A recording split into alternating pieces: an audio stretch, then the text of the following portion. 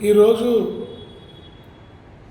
రాష్ట్ర ప్రభుత్వం అసెంబ్లీలో బడ్జెట్ను ప్రవేశపెట్టింది. 3,22,339 కోట్ల రూపాయలతోటి భారీ బడ్జెట్ని ప్రవేశపెట్టడం అనేది జరిగింది.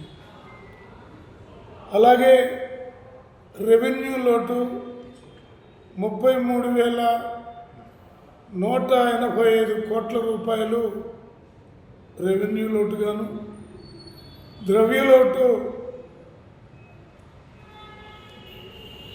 79,926 కోట్ల రూపాయలు ద్రవ్య లోటుగా బడ్జెట్లో చెప్పడం అనేది జరిగింది. అయితే ఈ బడ్జెట్లో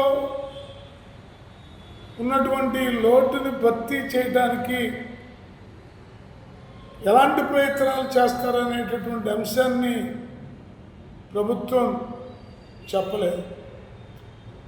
దీన్ని అప్పులు తెస్తారా, లేకపోతే ప్రభుత్వ ఆస్తులను అమ్ముతారా అనే దానిపైన స్పష్టత లేని బడ్జెట్ లాగా ఈ బడ్జెట్ ఉన్నది.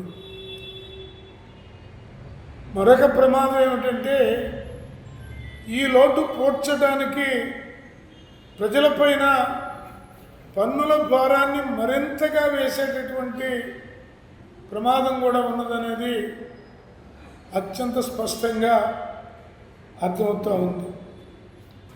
ఈ బడ్జెట్లో వ్యవసాయ రంగానికి, నీటిపారుదల రంగానికి ఏమాత్రం ప్రాధాన్యత ఇవ్వలేదనేది స్పష్టంగా కనపడుతూ ఉంది.